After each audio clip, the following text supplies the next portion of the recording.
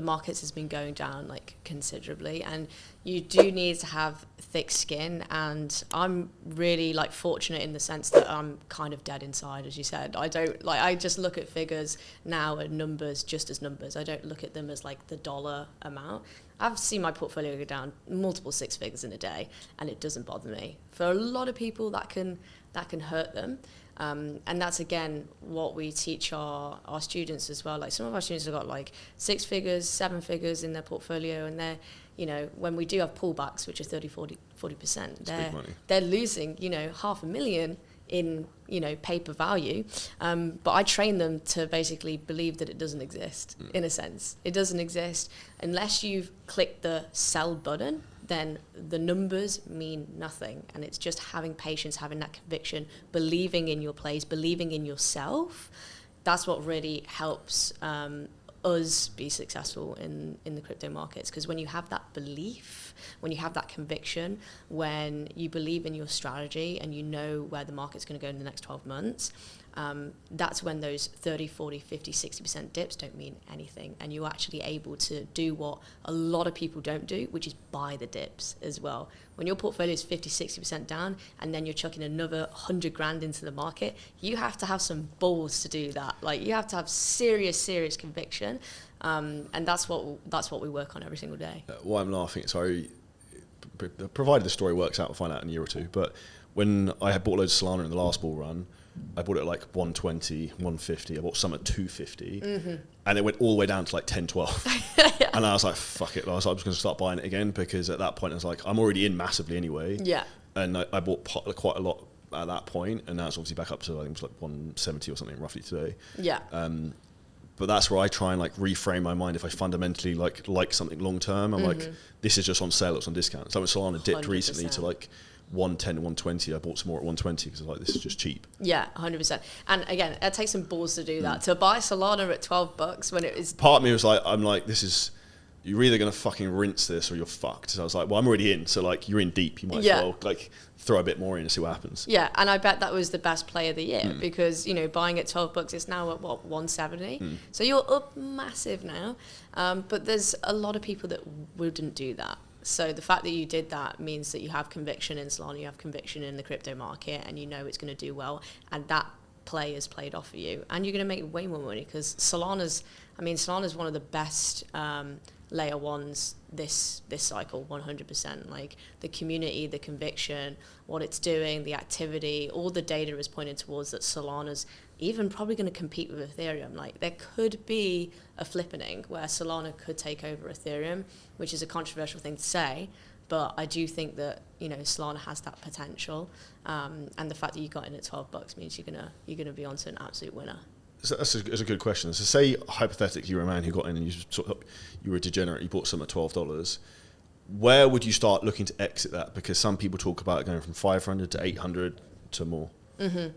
So again, like our strategy is a little bit different in terms of time exit. So once January hits, we'll see where Solana's at. I think, you know, hopefully in January Solana's around like $400, and that would be a good time to start like exiting positions. Solana's at $400 in January. I'm pulling loads out. Yeah, exactly. So like our targets, what we do usually is take Fibonacci extensions. Yeah. So there's a tool on TradingView where you take it from the top of the bull market to the bottom of the bear, and then you have fib extensions, the 1.618, 2.618, 3.618, and we've priced that at $440 for Solana. Is the 1.618, 660 is the 2.618, and then around 850 is the 3.618. So anywhere between those price zones, that's where we're going to be taking profits. Do you really think Solana could get to 400 by January? I think it's definitely got potential. I mean, it depends on the election side of things. So obviously the election's next Tuesday, right?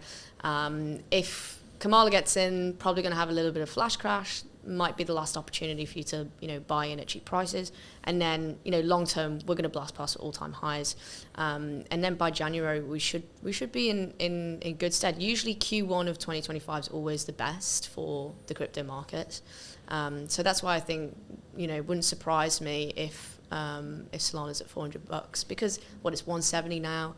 By the time the election happens, it could be riding towards 200. It's only a double from there, so I don't think it's out of the question. if someone's listening to this and they're a beginner and they have no fucking idea what to talk about, where should they start coming into cryptocurrency? Say they've got a business that cash flows to make maybe 30, 40K a month profit. Yeah. How would you take money from that business and then put it into cryptocurrency with the goal to try and leave with more money? Yeah, 100%. So it's a really good question. If your business is cash flowing right now, you need to be putting your profits into Bitcoin because it's a store of value. Like the war has been won. We've got an ETF product, BlackRock, that basically owns the world, owns $11 trillion worth of assets, is buying up Bitcoin like no tomorrow. So these are the guys that, own Google, Amazon, Microsoft. They own a lot of these big companies, and now Bitcoin's getting on all of those balance sheets. So you want to follow the big guys. So I think, getting in and having a small percentage of your profit in Bitcoin itself for the long term, you could hold this for the next 10 to 20 years.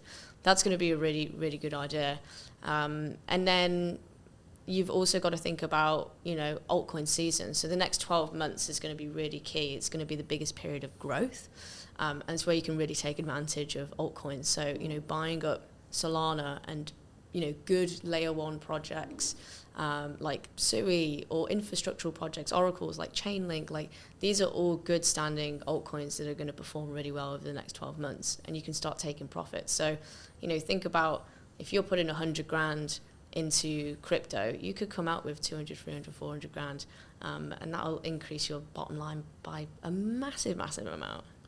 Do you think there's a percentage people should have of their net worth invested in crypto, like a max threshold, to not be overexposed to the markets? Yeah, it depends, because it depends on a lot of different factors. One, like your net worth. So if you're worth 50 million, then you could put a couple of percent in and you'd be pretty good. But if you're only worth like $1 million, then maybe you want to go a little bit more risk on. Maybe you want to push that to 10%, because the more cash that you have in the market, the more you can leverage. That's why beginners who have only got 10 to 20K tend to go on the riskier side, because they know that big swings, yeah, because if they hit a 10, 20x, and you're turning that into six figures. And that's what I did when I started. I started with $500, traded that up to 5 figures, then put that 5 figures into higher risk altcoins, turned that into 6 figures. And that was my risk, because one, I was young, I was 19, 20 years old, no mortgage, no house, no kids, I was living with my parents. I had zero risk, so I was able to take higher risk strategies because of where I was at. So you've also got to look at your own personal situation. What are you willing to risk? And then determine, basically just use your profits in your business, but not what you're willing to lose, if that makes sense. Yeah, I think you have to be willing to accept if it all went to shit, you'd still be okay. 100%. That's the way I look at it. If everything went to zero, I'd still be, nothing would really change. Exactly. That's the mentality that I went into when I was 19, 20. I put pretty much my life savings into crypto. Everyone thought I was crazy. They were like, there's no way. Why are you doing this? Was this 2019? This was, 2019, 2020. What did you put it into? So I started trading XRP. Okay. That was my first in, which I know people are going to come for me in the comments for the XRP, but I started trading that, and then I got out of it and put it into ETH at $400, Cardano at 2 cents, 10 cents, and that rode to $3. So that was a really, really good play for me. I don't hold much Cardano anymore, but that was a really, really nice play.